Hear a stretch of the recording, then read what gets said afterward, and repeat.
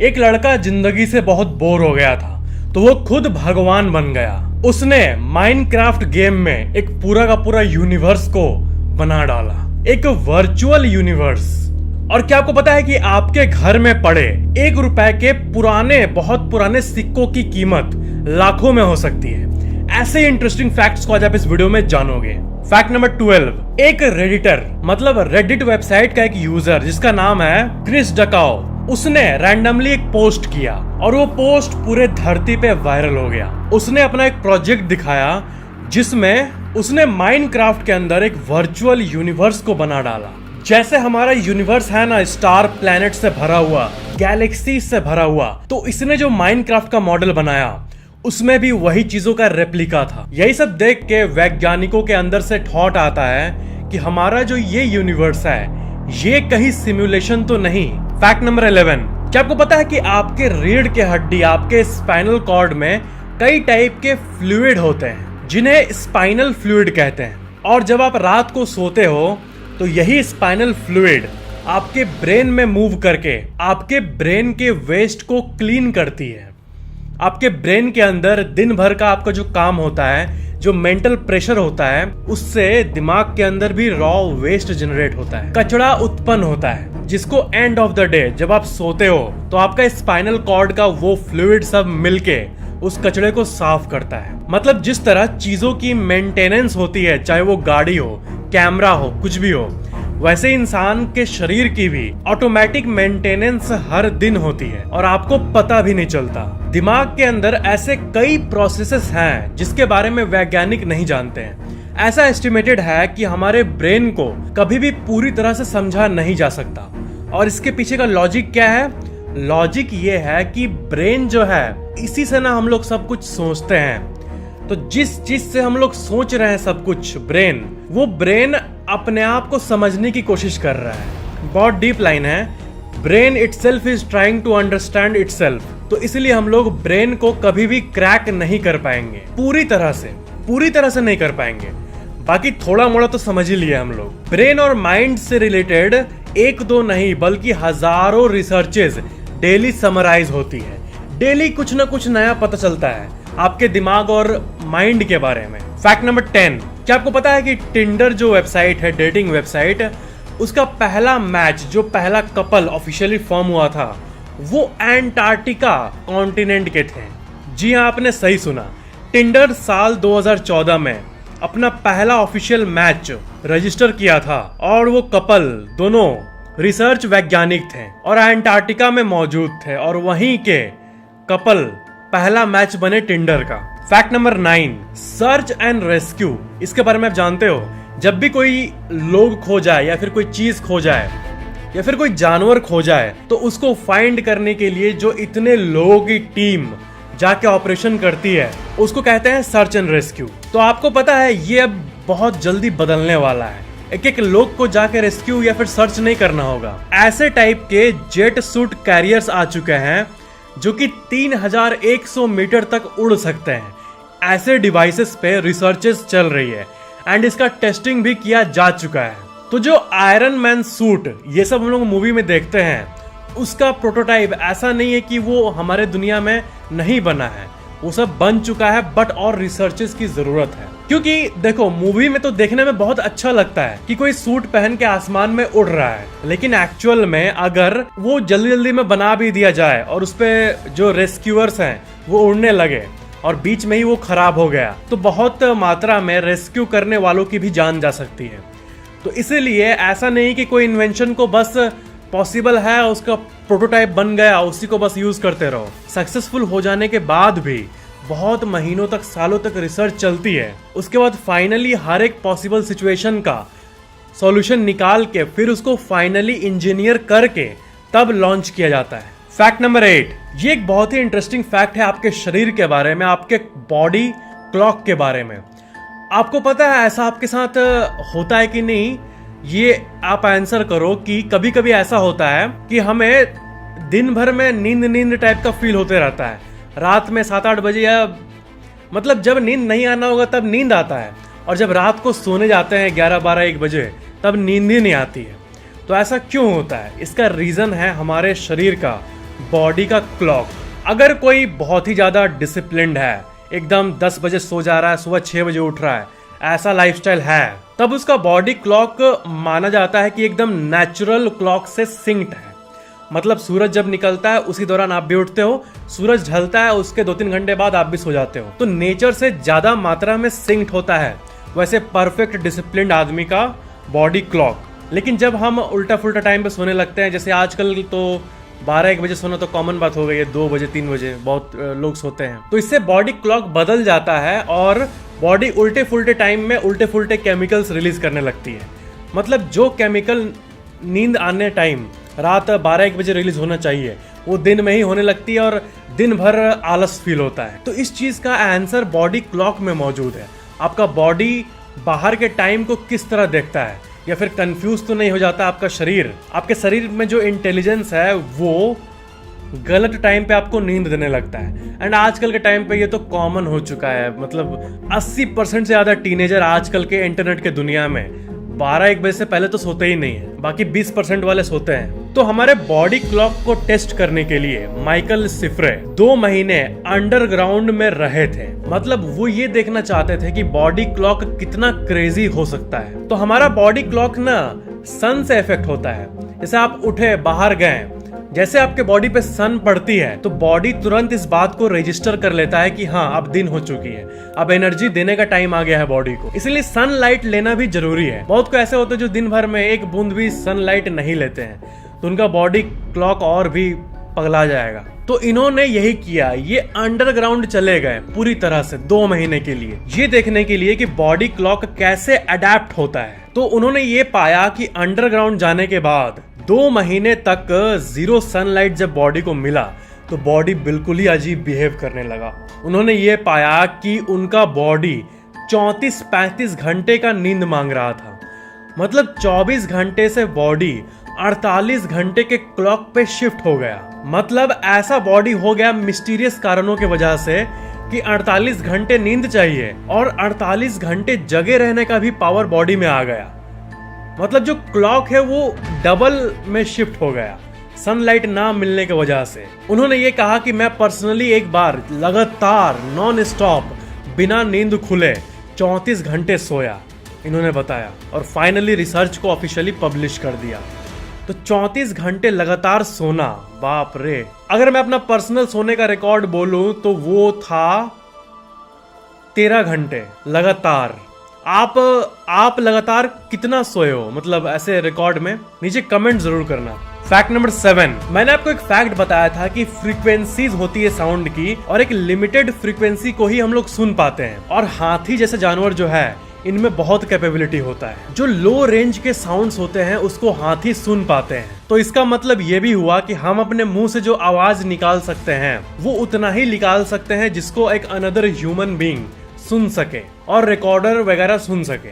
लेकिन इस दुनिया में सिर्फ एक इंसान है जिनका नाम है टिम स्टॉर्म्स, जिनको Guinness book of world record मिला है वर्ल्ड का सबसे lowest note produced by a human का और वाइडेस्ट वोकल कॉर्ड का। स्टॉर्म जो है ये ऐसी आवाजों को निकाल सकते हैं एकदम धीरे बोल के और एक अजीब फ्रीक्वेंसी को प्रोड्यूस कर सकते हैं जिसका फ्रीक्वेंसी हर्ट्ज होता है 0.189 और ये पियानो के 8 ऑक्टावेव्स नीचे का नोट है। मतलब ये दुनिया में एक लौते इंसान है जो कि ऐसा साउंड निकाल सकते हैं जो वो निकालते तो हैं लेकिन उसको कोई और हम लोग और आपको सुनाई नहीं देगा, लेकिन वो एग्जिस्ट करता है वो साउंड। हाथी जो है ना, हाथी जानवर, ये इतने लो फ्रीक्वेंसी को भी सुन पाते हैं। और सबसे अमेजिंग बात है कि दुनिया में ये और किसी का भी ये जो वोकल कॉर्ड है कोई भी और नहीं कर पाया इनको छोड़ के पूरे विश्व में। दैट्स गजब। फैक्ट नंबर 6, आप में से बहुत लोग इस बात पे अग्री करते होंगे कि जो पुराने जमाने का जो पूरा एक नॉलेज सेट था वो बहुत ही एडवांस्ड लेवल का था। मतलब उस टाइम की सीख जो थी वो रियली में बहुत डीप लेवल की थी और बहुत सारे ऐसे एंशिएंट टाउन्स पाए गए हैं और बाकी जगहें पाई गई है जहाँ का इंफ्रास्ट्रक्चर देखोगे और पूरा शहर का एक मैप देखोगे तो उसके सामने आजकल के एडवांस्ड शहर भी बदतर लगेंगे। उनका फॉर एग्जाम्पल ड्रेनेज सिस्टम इतना इफिशियंट होता था या फिर कोई भी चीज की बात कर ले तो वो आगे रहते थे। तो पुराने जो कोर्स और नॉलेज होते थे ना उसके हर एक वर्ड को भी आपको ध्यान से देखना चाहिए। तो वैसे एक फैक्ट मैं आपको बता रहा हूँ, एक लिटरेचर है जिसको कहते हैं world's oldest piece of literature, और इसका नाम है इंस्ट्रक्शंस ऑफ सुरुपाक। ये लगभग 2500 BCE का है, बहुत पुराना है, और सुमेरियन किंग सुरापाक अपने बेटे जिसुड्रा को दिए थे। और इसके अंदर एडवाइसेस लिखा हुआ था बहुत सारा, उसमें से सबसे इंपॉर्टेंट 2 एडवाइस लिखा हुआ था, और मेरे ख्याल से आपको इसको सुनना चाहिए। उसमें पहला एडवाइस ये लिखा हुआ था कि आपको कोई भी जजमेंट पास तब नहीं करना चाहिए जब आप बियर या फिर कोई ऐसी पिए हो या फिर अल्कोहल लिए हो। तो उस स्टेट में किसी के बारे में भी कोई भी जजमेंट पास नहीं करना चाहिए। और दूसरा था a loving heart maintains a family, A hateful heart destroys a family। तो ये जो दोनों लाइंस आप अपने स्क्रीन पे देख रहे हो, ये दोनों एडवाइस था इस लिटरेचर में। जो सर्फिंग करते हैं हम लोग समुद्र में सर्फिंग, वो सर्फिंग एक्चुअली में बहुत पुराना है। बहुत सारे पुराने गुफाओं में ऐसे ड्राइंग्स पाए जाते हैं, उसमें से एक आप असल ड्राइंग को अपने स्क्रीन पे देख रहे हो।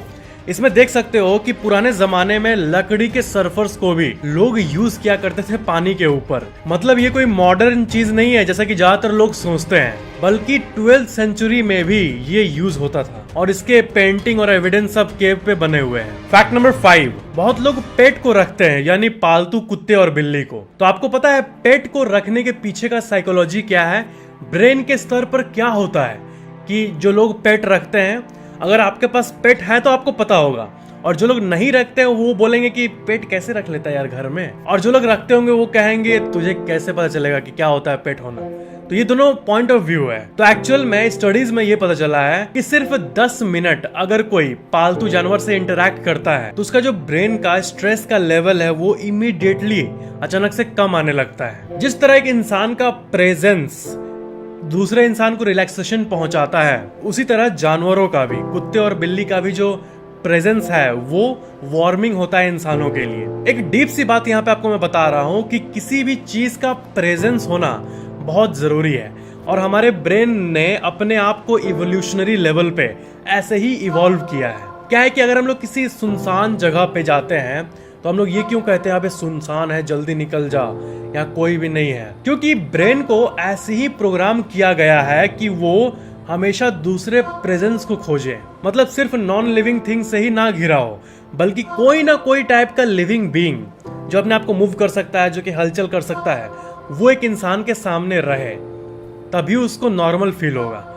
नहीं तो अकेलेपन में इंसान पागल हो जाएगा। मतलब टेक्निकली आप ये कह सकते हो कि कोई इंसान अगर अकेला है और उसके सामने कोई भी लिविंग बीइंग नहीं है, एक प्राण वाला कोई चीज नहीं है, तो उससे अच्छा एक अगर मक्खी भी आ जाए तो वो कम से कम बेटर रहेगा एज कम्पेयर टू एक मक्खी भी नहीं है, वो पूरा ही अकेला है। एक प्राण कहीं से आ जाए जो कि एक्टिविटी कर सके, और यही बेस है सोशलाइजेशन का। हमारे इस धरती पे लोगों का मिलजुल के रहना बहुत जरूरी है। बहुत डीप बातें बताता हूँ ना मैं। Fact number 4, great wall of China के इंस्पेक्शन पे एक बात पता चली है कि उस टाइम के बहुत सारे ब्रिक्स को जो चावल होता है उसका पेस्ट से चिपकाया गया है। स्टिकी राइस का मिक्सचर लाइमस्टोन और वाटर के साथ करके उन ईंटों को चिपकाया गया था। मतलब चावल पिसा हुआ और लाइमस्टोन और पानी और भी बहुत सारी चीजें वो डालते थे। बट ये बहुत ही अजीब बात है कि उस टाइम का जो स्टिकी राइस वाला जो ये फॉर्मूला था उनका, वो भी कितना मजबूत है कि आज तक टिका हुआ है। और ये भी कहा जाता है कि ताजमहल में भी ऐसे ही चीजों का इस्तेमाल किया गया है, क्योंकि उस जमाने में सीमेंट ऑफिशियली लॉन्च नहीं हुआ था। फैक्ट नंबर 3, आपको पता है हमारे सिविलाइजेशन का अभी जो चल रहा है 20, 21, 22 सेंचुरी, जो अभी ये टाइम फ्रेम चल रहा है, अभी से 1000 साल पहले लगभग आसमान में कुछ ऐसा दिखता था जैसा कि आप अपने स्क्रीन पे देख रहे हो। ये पूरा क्लियरली विजिबल होता था आसमान में, और 1000 साल के बाद आते आते पूरा डिम हो चुका है, अभी नहीं दिखता है। लेकिन अगर आपका पुराना जन्म 1000 साल पहले हुआ होगा तो आपका पहले वाला सेल्फ इसको जरूर देखा होगा, क्योंकि ये सबसे बड़ा सुपरनोवा था जो कि आसमान में विजिबल होता था। कॉन्स्टेलेशन है एक ल्यूपस, वहां पे एक स्टार एक्सप्लोड किया था, और ये सुपरनोवा जिसका नाम है SN1006 ये फटा था। इसको brightest observed stellar event in recorded history कहा जाता है। मतलब इससे ब्राइट कोई चीज आज तक नहीं दिखी है हमारे आसमान में। जी हाँ, एक विजुअल मैग्नीट्यूड होता है वो करीब 7.5 था इसका। जो वीनस दिखता है आसमान में बहुत ब्राइट दिखता है, अभी के भी आसमान में आप देख सकते हो, उससे रफली 16 टाइम्स ज्यादा मैग्नीट्यूड इसका था। इस इवेंट जो इतना बड़ा सुपरनोवा आसमान में दिखता था, वो भी नेकेड आई से। और ये रिपोर्टेडली अप्रैल 30 और मई 1006 साल को दिखा था। 1006 सोचो। और यहां तक इनफैक्ट ये दिन के वक्त भी पूरा क्लियरली दिखता था। ऐसा मतलब अभी के टाइम पे पता नहीं ऐसा क्यों नहीं होता है, लेकिन होगा। बेटलगेउस स्टार जो है वो फटने वाला है, लेकिन उसमें टाइम है, अभी 600 साल है। ये साइंटिस्ट लोग 600-700 लाइट ईयर साल ऐसे बोलते हैं जैसे कुछ है ही नहीं। अपने लाइफ में तो हम लोग और आप जो हमारा जो लाइफ है 100 साल का अप्रॉक्स, उसमें शायद ही ऐसा कुछ देख पाएंगे फिर से। दूर साइंटिस्ट के हिसाब से ये 7200 लाइट ईयर दूर मौजूद था। फैक्ट नंबर 2, आप मेरे बगल पे एक इमेज को देख सकते हो और इस इमेज की कहानी बहुत ही अजीब है। इसमें आपको एक बियर दिख रहा होगा। ये एक नॉर्मल पिक्चर की तरह है। अब भालू का फोटो कौन नहीं देखा है, लेकिन बात यह है कि इसको क्लिक किया था दर्श पटेल ने। लेकिन जैसे ही फोटो क्लिक किया उसके बाद क्या हुआ, उसके बाद डायरेक्ट फोन और उसकी बॉडी पुलिस को मिली और फोन में ये पिक्चर मिला और पूरा बॉडी पे बियर का अटैक का मार्क था। वो एक प्रिजर्व पार्क में मौजूद थे और टोटल 5 लोग थे, लेकिन उसमें से एक की मौत हो गई 22 साल के दर्श की। और अथॉरिटीज ने ये अनाउंस किया कि उस बियर का कोई भी पास्ट नहीं था ऐसा कि वो अटैक करे, लेकिन वो फिर भी किया।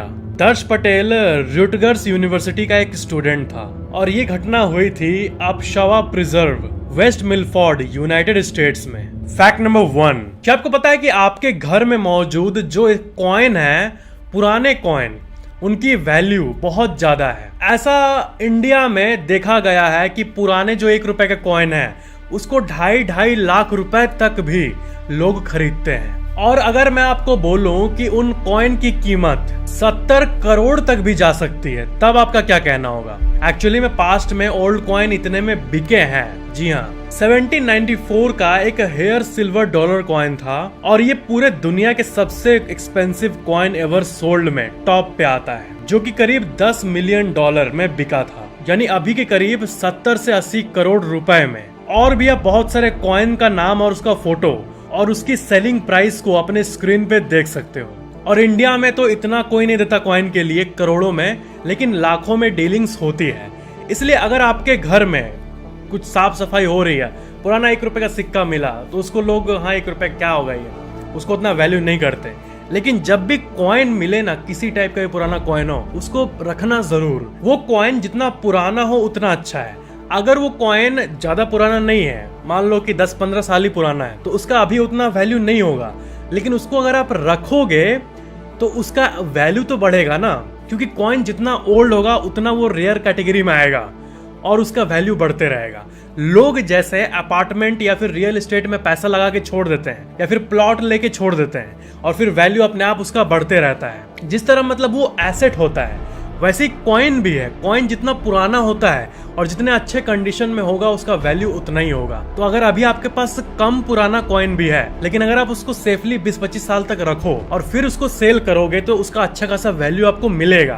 तो उसको आई क्यों बर्बाद करना, उसको ठीक से रखना जरूर। और बहुत सारे वेबसाइट्स ऐसे होते हैं ना जिसमें कि हम लोग कोई पुराने सामान को बेच सकते हैं, वैसी वेबसाइट पे कॉइन्स लिस्टेड होते हैं। और भी बहुत सारे जगह है, मार्केट प्लेस है, या फिर आपके टच में अगर कोई कॉइन कलेक्टर है, या फिर ऑनलाइन भी बहुत सारे कॉइन कलेक्टर्स मिल जाएंगे, उनको आप बेच सकते हो। बट पुराने कॉइन्स का क्रेज जो है वो हमेशा रहेगा। तो ये थे आज के फैक्ट्स। वीडियो को लाइक जरूर करना और ये वीडियो कैसा लगा आपको नीचे कमेंट जरूर करना। और अगर आपने अभी तक इस चैनल को सब्सक्राइब करके बेल आइकन ऑन नहीं किया है तो ऑन जरूर कर लेना। Thank you so much for watching this video.